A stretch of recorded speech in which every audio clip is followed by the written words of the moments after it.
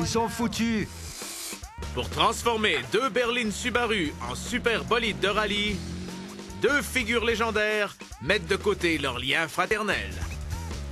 C'est la première fois depuis des années qu'on est en concurrence. Chacun dirige une équipe qui veut construire l'automobile la plus endurante qui soit. On a une échéance et une auto à construire, c'est tout. On fonce ou on rentre. Deux autos, deux équipes et 3 jours. Deux équipes de fous de l'auto s'affrontent à l'atelier et elles transforment des autos banales en polides.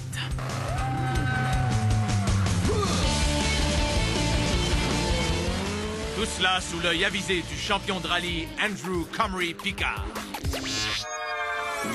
Une bataille jusqu'au fil d'arrivée à Ligue de Garage.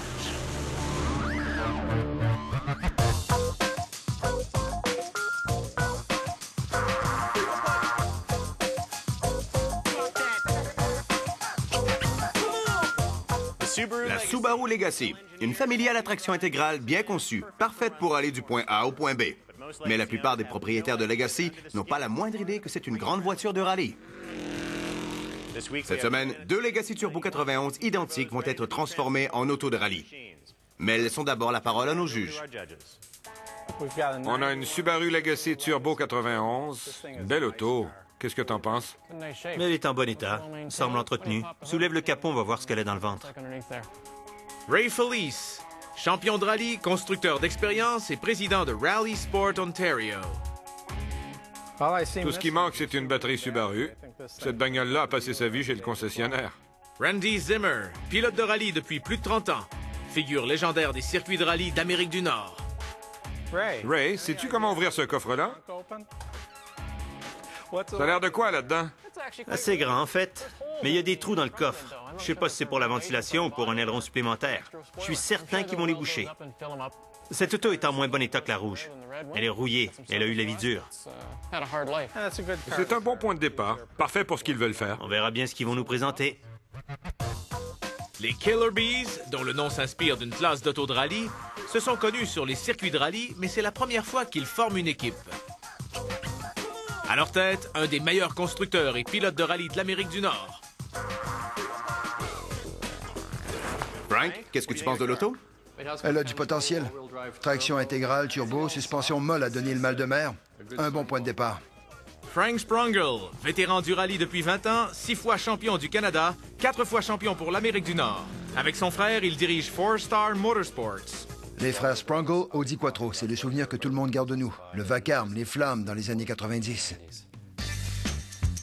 L'équipe Rally Mafia est un autre groupe de mécaniciens et de pilotes chevronnés.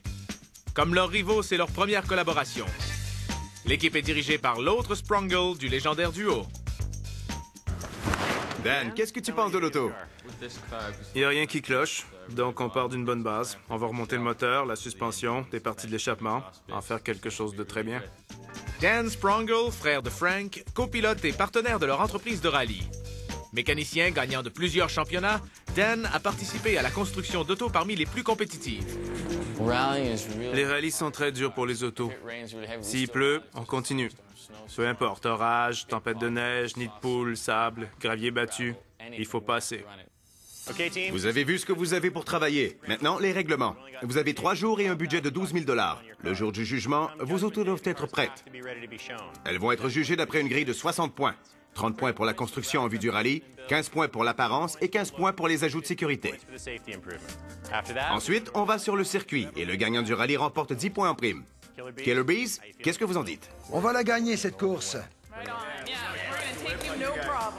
Et de votre côté, Rally Mafia? On leur a apporté des brosses à dents parce qu'on va leur faire mordre notre poussière. Parfait, je sens la confiance de part et d'autre. Au travail. Les équipes s'affairent sans tarder. Les Killer Bees démontent leur Subaru.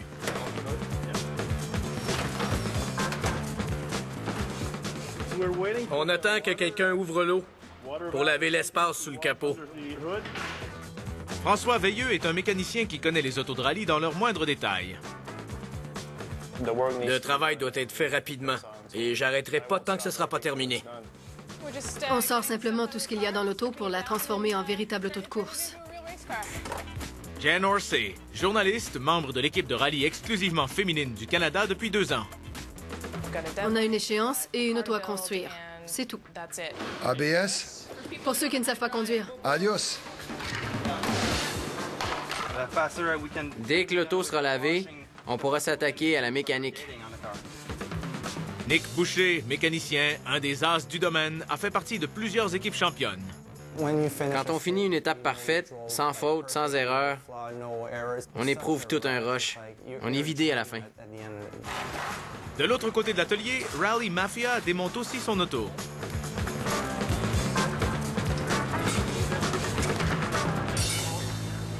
On dirait qu'ils viennent de les changer. Ils ont l'air neufs.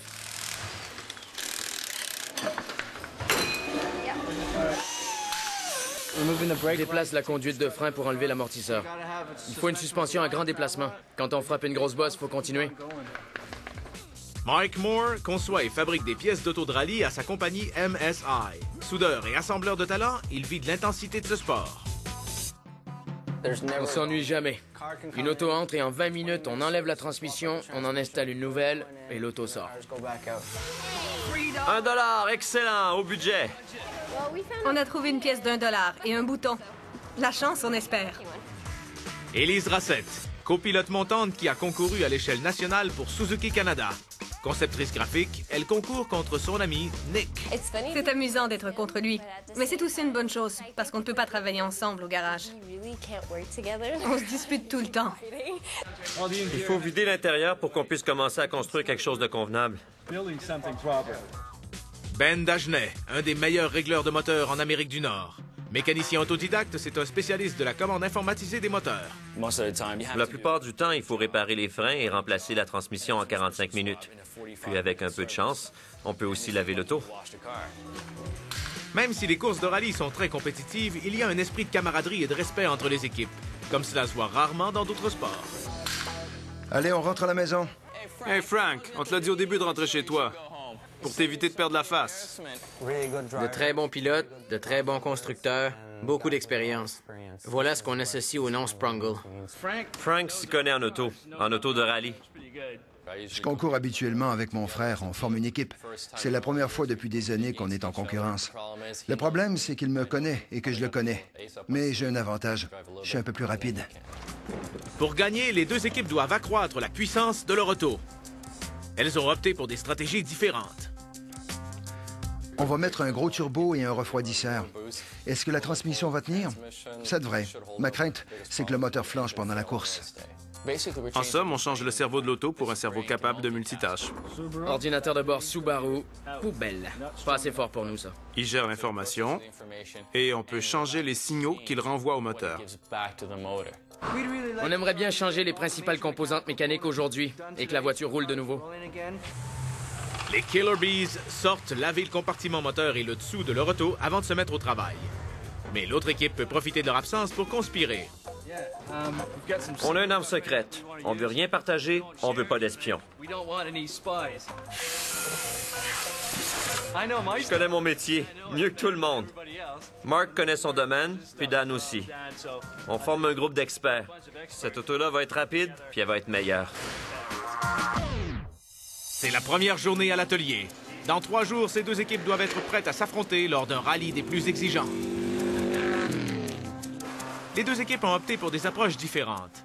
Rally Mafia va installer un ordinateur perfectionné pour accroître la puissance et le couple moteur. Elle va aussi changer la transmission et pour cela, il faut enlever tout le système d'échappement. On a décidé de changer le bloc de commande électronique du moteur. Je vais recabler les injecteurs, l'allumage, en faire un vrai bolide. Je devrais être en mesure de repartir le moteur aujourd'hui. Les Killer Bees ont nettoyé leur auto et ils sont de retour à l'atelier prêts à entreprendre le travail. Ils vont accroître l'accélération et la puissance de leur auto en adoptant une approche plus classique, un plus gros turbo et un refroidisseur intermédiaire. Ils vont aussi remonter leur transmission au lieu de la remplacer. En assemblant la transmission sur place, s'il y a des problèmes internes, on peut la réparer avant la course. De l'autre côté de l'atelier, Élise demande à Ben de l'aider à sortir le tableau de bord. Mon cerveau ne fonctionne pas bien. Pas tellement. Il est encore fixé quelque part. Vu la manière dont les autos sont assemblées de nos jours, on se demande s'il faut un ingénieur en mécanique pour sortir le tableau de bord. Bon, lève-le. Ça y est.